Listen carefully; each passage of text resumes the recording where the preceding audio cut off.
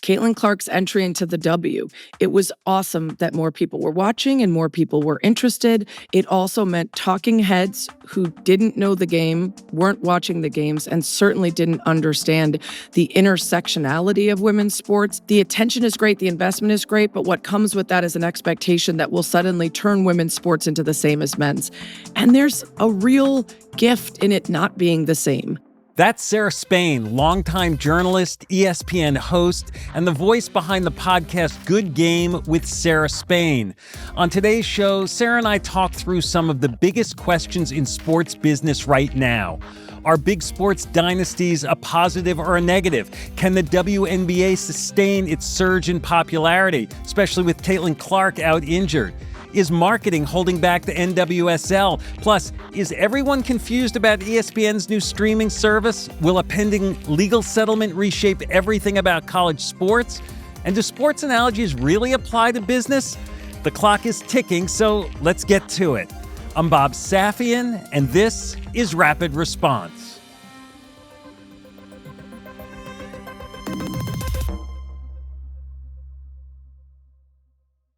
I'm Bob Safian. I'm here with Sarah Spain, award-winning sports journalist, host of the podcast Good Game, and author of the new book Runs in the Family. Sarah, thanks for being here.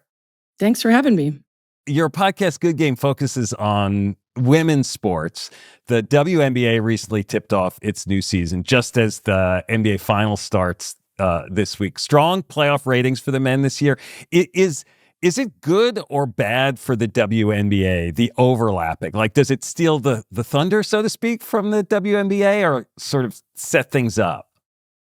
I think it really depends on the market because fascinating to learn how much there isn't an overlap sometimes in fans of both. So for instance, my friend Jess Smith is the president of the Golden State Valkyries, the new expansion team in the Bay Area. And they have 10,000 season ticket holders that were already secured before they had a single player or played a game. And the Warriors have 10,000 season ticket holders. And there's only a 10% overlap in those people, meaning that there's this incredible audience that is served by the women's team that didn't feel served by the men's team. Now, that may also be because it costs roughly a down payment to attend a Warriors game at this point. It is so expensive to go to a Golden State Warriors game. But I do think there's room for both. And if you're a diehard, maybe you're so into the NBA playoffs that you wait to get to the WNBA after. But I think the excitement and enthusiasm around Paige Beckers coming into the WNBA and playing her first pro game, around Caitlin Clark's second season, around some of the rivalries that are building, that's holding its own for those who are in the know. The last season was like a breakthrough, in part because of Caitlin Clark, who's like the league's biggest draw. She's not playing for a bit now. She's out for an injury. What do you expect from the WNBA this year? Like, is this the year where we find out if the W is for real, or do we already know that? I think we already know that for sure. When you've got the New York Liberty owners selling a piece of equity in their team in order to make some funds to build a training facility, and their valuation is, I believe, $450 million. I think that's pretty legit. I think, unfortunately, we're always comparing women's leagues to men's that have decades and decades and decades of a head start, and oftentimes taxpayer funding for their stadiums and all sorts of other things that the women's programs haven't gotten historically. I think it's legit. I do think this year is going to be huge for the W, not just because of the storylines that people get to build on from last year and come in already knowing instead of kind of learning like so many did last year, but also the majority of the top players in the league have set their contracts to end after this season, which could mean shaking up rosters, completely changing where players play, and driving a lot of interest. The same way when there's big NBA changes in top players, the fans get really into the soap opera of it all. Who's going where, who's recruiting whom. So that'll also, I think, be really interesting to see at the end of this season. A'ja Wilson of the Las Vegas Aces, like three-time MVP, but not a household name yet, like Caitlin Clark. Is that indicative of something about where the WNBA's brand is right now? I think it's a couple things. One, the college game builds stars that you follow to the W. And less so if you make your name in the W, are you as big of a star? I also think Caitlin Clark is this really fascinating study of how you bring in a casual fan and get them on board. It's like opening a little door to women's basketball and saying, you don't have to know anything. You don't have to know what team she's on, who she's playing, whether they're playing good defense, what offense set they're in. She's shooting from half court. Boom. That's it. That's all you need to Mm-hmm. know. This person is shooting from really, really far away and often doing it in clutch moments. And then, giving the crowd a wink or a shrug or playing it up. And that's really all it took for people to get on board. There are longer conversations, more nuanced conversations about race, sexuality, all the other things that come into play when we decide which women athletes we're going to embrace and uplift. But Asia Wilson is now getting to be more of a name. Her signature shoe sold out in less than 5 minutes. Commercials up the wazoo. But I do think there's a Steph Curry-like approachability and relatability to Caitlin Clark that makes the average person totally get it. I love the unrivaled 3-on-3 season in the WNBA offseason, and it kind of surprised me how much I liked it. Did it surprise you? Did it work for you? The reason it worked for me is because I thought they had the most incredible marketing in advance. This is an unknown league with a style that maybe you know a little from the Olympics, but they didn't even use Olympic 3x3 format. They did full court on a gym, sort of the size of your LA Fitness gym basketball court. It could have fallen flat because people said, what is this? But instead, every player was a new press rollout using hints on social media to try to get folks to guess who might be the next to sign. They did really novel things with the teams and logos and branding. Phantom BC, why we haven't had a team before that was some sort of ghost is beyond me, because it was the sickest logo and merch I've ever seen. And then they just did a really smart job of playing up personality. And that's a benefit you have when you build a league that's based on another league that already exists and has names in it. So when you go get to see two players who are usually rivals on the same team in Unrivaled, there's an excitement to that. They just did it really smart. It was fun. Let's talk about women's soccer, the NWSL. We had League Commissioner Jessica Berman on the show, and she stressed how NWSL is structured differently from the WNBA because it's unlinked to a counterpart men's league. Well, and the other thing the NWSL has done just beginning this year that's different than every other professional major league in America is they've gotten rid of the draft. So beginning with these new expansion teams, they'll be the first teams, Boston and Denver, to create a team without a draft, solely using free agency and pitches to lure players to come play for their side. So that's really fascinating to watch and see if it has any impact on other leagues. I also think the NWSL, I was just had a guest on my show talking about like valuations and trying to understand why, for the most part, the valuations in the NWSL are higher than the WNBA. And one of them is obviously stadium size, but also the ownership structure in the NWSL and the so many sales of late continues to re-up the cost of playing ball, right? In the WNBA, most of the original owners are still kind of hanging in. In the NWSL, so many of the original owners were essentially priced out when NFL owners, billionaires, folks like that came in. This also happened because of an investigation into the league that revealed a lot of toxic culture, abusive coaches, problematic owners that forced those sales by the hand of the league and created a new ownership kind of generation as well. I think the NWSL can get way bigger in terms of things like attendance. And for me, that is marketing. As someone who was a minority owner of the Chicago, now neutral colored Stars, formerly Red Stars, I understand how hard it is to compete in a market that has a lot of other things going on. Chicago has so many other sports teams and other opportunities to find entertainment. But the team was not well marketed. Folks did not know that Megan Rapinoe and Kristen Press and, Alex Morgan were playing basically in their backyard. And for me, getting those fans into the stadiums and selling out regularly is all about breaking through. And that requires investment, which is now coming in. I think that's going to make the biggest difference there. U.S. women's national soccer team broke through into superstardom, but the NWSL hasn't quite unlocked that mass audience yet. In some of the markets where there's less competition, there is that excitement around the NWSL team. Portland is one, Kansas City is one. There are places where it's broken through. Angel City and the LA team, despite it being in a big market with a lot of competition, because of the nature of their ownership group, which is full of superstar celebrities who have incredible, every time they post something, it's going to millions of people. So they are their own marketing. That has really helped them. I think there's a couple of things. We always talk about the Olympic sports and we say, how do we take this moment where we're all into curling or luge or gymnastics or whatever it is and carry it over? It's a little more complicated than that. One, because so much of the Olympics is we know the stakes. It's massive stakes for every person competing there. There's jingoism and patriotism at play there, us versus the world that we can rally behind. And it's this month or two dedicated to the thing where you're watching from afar usually. Obviously, a professional league that you go support in your own backyard is a little different. And with the women's leagues, you don't want to grow too fast and not have enough talent, but you also don't have like a team in every market. So there are big chunks of the country that don't have a team anywhere near them. And so getting on their radar is a little bit tougher. Fans often say they hate sort of sports dynasties, but more people tend to watch when all the big stars are playing, right? Like, how do women's leagues navigate this? I mean, you want to give all the markets a shot and add more franchises, but maximizing audience and buzz might mean, allowing some teams to be stacked. I do think at certain points, and even we see this in the NBA, right? Everyone complained about the seasons with the Warriors or the Heat or the Bulls or whatever, where they were dominant, but everyone loved it. They knew who to root against. They knew who was the one to go after all year. And it gets a little bit, you have to care a little bit more and watch a little bit more often when it gets to be these new teams coming up with not as much history and nostalgia behind them.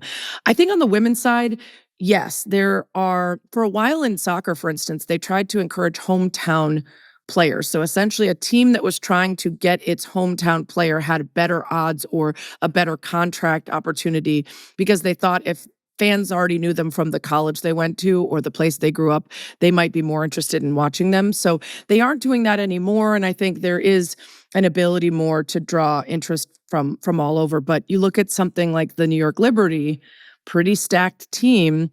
And if they can run it back and win again, now you've got one of those teams that everyone's gunning for. So I do think there is some benefit on the women's side to not only the stars aligning in certain places and driving the greatness of those teams, but the stars staying. Women's sports fans, I would say, are more loyal than men's, care more about the athlete herself and like really getting to know her.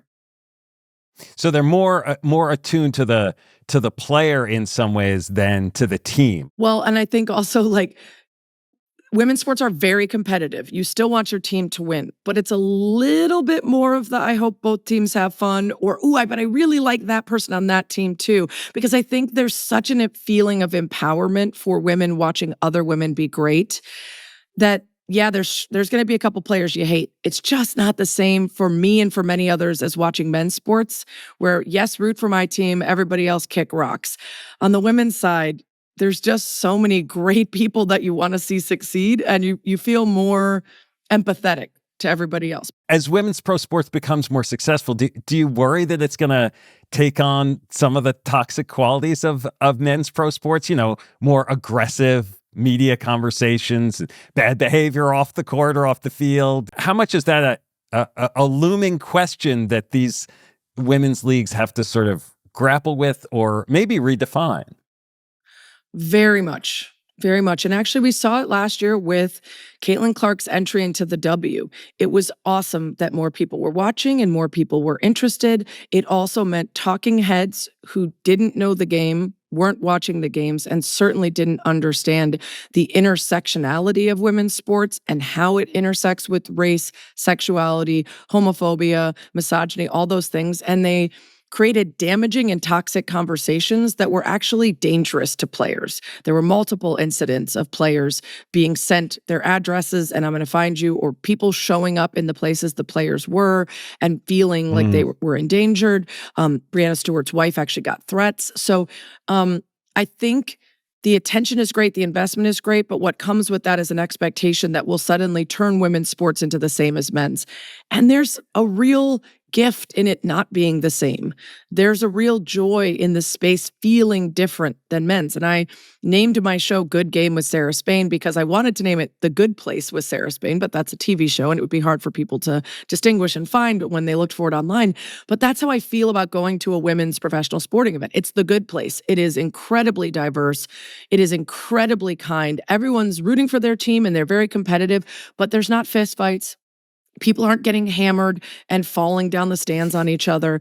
With the NWSL, for instance, when they had the recent forced purchases of a couple teams due to the toxicity I mentioned, they had a new rule where the majority owner needed to be financially liable as one person. There could be a group of owners, but they required that one owner bear the financial burden if necessary, and that person had to be a billionaire.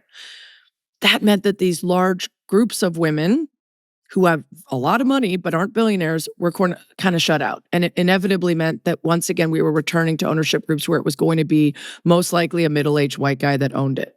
And that's fine if that person is really dedicated to women's sports and wants to learn the space and understand everything about it. It's a little tougher if it's another plaything that they have with 4 other teams and they don't feel as connected to the space. And it, again, hashtag not all men, but what the problem was a lot with the previous iteration of the NWSL was how many owners and coaches, it turned out, were engaging in toxic or abusive behavior, or at the very least, covering up for each other, sending a coach on his way. Thank you for your service. Nice long letter. Thanks for your time here. Knowing that they were letting them go because of abusive behavior and letting them get hired somewhere else. And that's not to say that women won't do that and never do that. But there is a belief that you got to have more women at the highest levels to help prevent those kind of situations and that kind of atmosphere and culture from taking over again. You worked at ESPN in various roles for a bunch of years, and I want to ask you about ESPN's new dedicated streaming service, $30 a month for all the live coverage, ESPN Plus, in-game betting, so on. What impact do you think that this will have on sports media? Bob, are you as confused by the name being ESPN as I am? I am. I was like, so ESPN Plus is on ESPN, but I can also get ESPN. I don't know. I just feel like we're about to enter another HBO Max, HBO Max, Ouroboros kind of situation here. But it feels inevitable. Obviously, during the massive shift away from traditional cable and the unbundling, where ESPN no longer got $13 or whatever it was from every human in America who had cable. What a great deal for ESPN, because not all of them were watching ESPN, right? But also for cable, ESPN was a huge reason that people wanted to buy it. So it was a great partnership for a long time. That goes away, and it becomes quite clear that ESPN needs to try to keep up with the digital side of things and needs to have a streaming direct-to-consumer service because people aren't just going with cable anymore. I think for a while, folks who appreciate the television side will still get an approximation of what it used to be. But you're already seeing ESPN2 used to be an incubator for new shows and creativity and new talent, and now it's mostly reruns. You're seeing shows like Around the Horn and others that are, shoulder programming for the live shows that will start to go away because on streaming, you don't need to fill a specific amount of time. You just create whatever amount of content you want to have. So they'll start focusing on rights, pre and post show, Sports Center, and I would say a couple big property studio shows, but I think those are going to go away more and more. And I think if you also look at ESPN's decision-making around more influencer type and former athlete type content as opposed to journalistic content, that is unfortunate, reacting to the world's, I guess, demands and the speed and desires of the current younger consumer. But I do worry about how that impacts ESPN's position in the industry, because what separates them from everyone else is they're the worldwide leader. If it's on ESPN, it's right, it's accurate, it's vetted, it's journalistically sound. When you've got a Pat McAfee, who the show is produced elsewhere and dropped onto ESPN airwaves, and they sort of wash their hands of the production and creation side of it, and they tell you it's a little bit different, but the viewer doesn't know that. So when he goes on and says things that are factually incorrect, does stories that are, for instance, one he's now being sued for libel, essentially, that aren't vetted and aren't sourced before he takes them in front of millions. That I think impacts how people view everything else on the network, even if it's just subconsciously, right? When they turn it on, do they still think everything Adam Schefter says is journalistically sound? Or does the fact that Pat McAfee's on the same network, or Stephen A. Smith, who will say, "Well, I can't talk about Dana White hitting his wife on camera. He's a close personal friend of mine."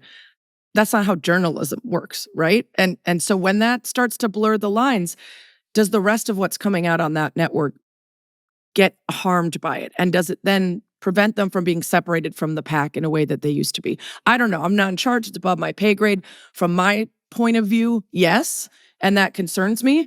But also, I get everyone's trying to get the younger consumer, and they seem to like a screaming head influencer or former athlete more than they like someone who, knows how to do journalism. As you're talking about your work as a reporter, I wanted to ask you about the changing nature of sports at the college level. There's this big legal case, House versus NCAA, that's sort of poised to reshape the whole system, if I understand it right. Yeah. So for a very in-depth look at this, we did an episode with two sports lawyers.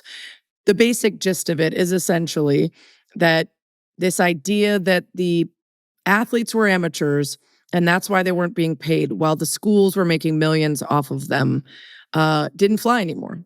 The new House versus NCAA will essentially allow for, first, there's two pieces. One is back pay. So there's a large chunk of money that has been dictated as to how it will be doled out at each school for players from a certain set of years. And it's, more for certain revenue driving sports than for others. But that's going to be paid out. Then forward looking, there's a sum of money every year that will be dictated based on the TV rights deal. So it will change year to year. And each school will get a amount of that to decide how they want to spend on their players. Sort of like if the school was the GM of a team, except the team is made up of every athlete in every sport that attends the school. As of right now, that is not being held to the Title IX standards. So let's say a school gets $20 million and they want to give $10 million to one quarterback that they think is going to change the whole course of their school's football team, bring in money, bring in all the other stuff. Then they have $10 million to split among everybody else. But the thing that gives me a headache and makes me think that lawyers are so happy about this because they're going to be put to work and never run out of things to do is that the next year, they'll have to renegotiate because that number will change. So when they're recruiting, they can tell an athlete, your freshman year, we intend to give you $10 million. Your sophomore year, we're probably going to be able to give you this much, but it's going to depend on the shift in the TV rights deals, right? And essentially every team becomes a professional team. I mean, it's just going to be a whole new ballgame. I saw that former Alabama coach Nick Saban is advising President Trump on college sports, and he's kind of vocally pro-amateurism. Like, is the government, like, is there a chance that the Trump steps in to play a role in how this plays out? I mean, I can't imagine he won't try, but the legal system has already for years heard the cases around essentially why it's impossible to continue a model where everyone makes money except for the athlete and argue it as anything other than, a complete violation of their rights. If you think about if you're Justin Bieber and you show a great talent for singing and dancing at a young age, nobody's allowed to just take you to school and use you and then not, pay you for that. Sports are the only place where we've convinced ourselves it's okay to milk all the talent out of folks without giving them anything in return under the guise of, well, they get a scholarship. And then once they're at school, they're told you can't take any of these classes because they conflict with practice. And also there's been noted high-profile incidents where players graduate without knowing how to read. So if you really think that education ended up being the thing that they expected when going to that school, you've got another thing coming. So yeah, of course these athletes should be paid. Of course a new system needs to be put in place. It's just going to be a real mess while it happens. And the experts I talk to think the real answer is you have to separate football. Football is the thing that causes the most problems because of the size of the roster and how that affects the proportionality element of Title IX, the number of opportunities and roster spots. If it was spun off into sort of its own minor league with affiliations to schools, where schools still made money off of hosting games and all the other things, but it essentially was a minor league system, to me feels like inevitability that everyone hates because you all want to root for your alma mater, and I get that, but also trying to make the system work as is with this behemoth next to non-revenue driving sports that operate under a very old-fashioned but still beneficial model of student athlete feels sort of untenable. I brought up Trump. I'm curious about what you think about his administration's attack on trans athletes. What's afoot here, especially as the Olympics, comes to the U.S. in a couple of years? I mean, it's quite clearly a political cudgel. It's using a tiny minority of the population to fearmonger in pursuit of political gain. It is exactly the same as what used to be done to LGBTQ people or dating further back to people of color. Ultimately, your fear and the fear you're wrangling up in people is about creepy men, not about trans people. Trans people are far more likely to be victimized. Trans people are far more likely to be victims of assault and violence. They're far more likely to commit suicide. They are a population that should be helped and served instead of demonized. I've had a lot of episodes of my show really diving into the nuance of the issue. At what levels do certain precautions and rules and processes need to be in place to ensure fairness while also prioritizing inclusion? And at the youth level, it should just be inclusion. The idea that a 7 or 8-year-old should learn that winning is more important than everybody playing, and the benefits of being on a team and the benefits of aligning with your gender identity and all the other things. Like, that is so obvious and clear.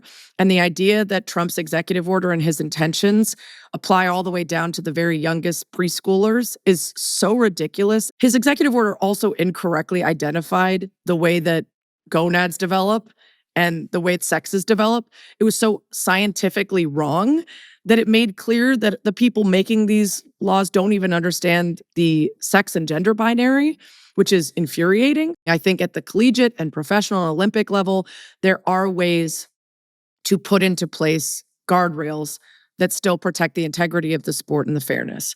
I think the real Pandora's box that a lot of people don't understand or want to talk about is differences in sex development. When you have a cisgender woman who is a woman who has external female genitals and organs, but has a high percentage of testosterone that doesn't align with average levels, they are being banned from participating because we like to put a cap on what it means to be a woman, but there will never be a cap on what it means to be a man.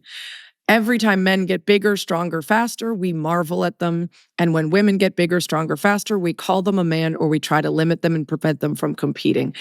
We can't arbitrarily decide, and no science has dictated with certainty how much testosterone levels impact performance. It certainly helps, but it hasn't been scientifically proven to be a deciding factor in the highest elite level performers. And they haven't done enough studies to actually prove that. We are allowing this fear-mongering to affect not just trans women, but cis women. And now, if Trump's intentions are fulfilled, little girls who will be subject to either having their genitals suspected and inspected or just bad actors. Imagine a coach of a team who tells a player, I think people are suspecting that you might be trans. I'm going to have to see and make sure you're not. Don't tell anyone, though, because we don't want it to get out there that people might think this about you. Right? The possibilities for this to be handled by the same bad actors that are the real problem, not the trans people, and having it affect cis girls, which is already happening, where cis women are getting beat up going into bathrooms because people are accusing them of being trans and they just have a short haircut. Or little girls are having parents from opposing teams scream at them from the sidelines, that's a boy, because they're bigger, stronger, faster. It's infuriating. Sorry to go so long on that, but yeah, I mean, I just wish people would do the work. I love you're passionate about it. I do. No need to apologize. A lot of the stories you're telling here today, I'm thinking about how a lot of people use sports analogies when they talk about business to try to extrapolate lessons from athletic competition to lessons in marketplace competition. Does that ring true to you? Or is there something that connects athletics and business that is core? And what things are different? Yeah, I think for sure. I think something I heard pretty recently that I never considered, even though I've been an athlete and in sports my whole life, is that sports is one of the places where people are earnestly doing their best in front of other people, laying it all out there, and somebody will fail every time, right? There's just so many places in life that you can hide, and sports is Mm, not one of them. We do these ESPNW campus conversations where we go speak to all the varsity athletes at various colleges around the country. And we try to let them understand and realize at that point in their lives, 19, 20, 21, all the things that sports have done for them. Because when they get out in the real mm, world, they might talk to bosses or have interviews or colleagues that never lived it and don't really understand all the lessons that you learn. For me, it's just business. It's how do you work with people you like and don't like? How do you work for bosses you like and don't like? How do you prioritize the shared end goal and use teamwork to get there, even if you have differing opinions about the process or best idea wins? How do you make sure that that happens mm, so you get to the end thing? And like, I recognize when I'm working with other athletes and I recognize when I'm not. It is clear to me when I'm working with hmm. people who have been on a team and understand teamwork in the business side the same way as they do sports, and then people who are lone wolf, never figured out how to work with other people, never figured out how to be leaders or take leadership. I think that the analogies are spot on. Well, and in sports, like you do lose all the time. I mean, you fail more often than you succeed, whether that's how often you hit the ball or whether the shot goes in or whatever. But that doesn't mean you're not growing. And the amount of work that it takes behind the scenes to get to the victories that count, right? Those are things that business people need to be reminded of all the time. Did you see or hear Roger Federer's commencement speech from a year or two ago? One of the things he mentions, and I won't get the percentages right, but he explains that he only won 54% of his points or something like that, but he won 70% of his matches or something like that. So it Hmm. was like on a point by point basis, I just needed to be this much better for the wins. And so it was sort of this incredible analogy of like every day doesn't need to be a championship. Every day you just need to get a little bit better or be a little bit better. And then it leads to that thing that you're looking for. I think that's so true. I think it's quite clear people who haven't figured out how to use adversity and learn from it and who get down by it and cannot get up. And that is usually not athletes. We're used to it. Well, Sarah, this has been great. Thanks so much for doing it. I really enjoyed it. I'm a longtime diehard sports fan, and you can tell that Sarah is too. But she's also impassioned about both the highlights and the underappreciated plays within the sports business. I really appreciate her emphasis on the ways we can all emulate athletes in our work, learning from failure, dedication to improvement. Working as a team, especially in the tough moments, it's good to remind ourselves that the work we're doing is a craft, something to respect, to hone, and to celebrate. That's the energy that I hope you can embrace in this season of uncertainty. I'm Bob Safian. Thanks for listening.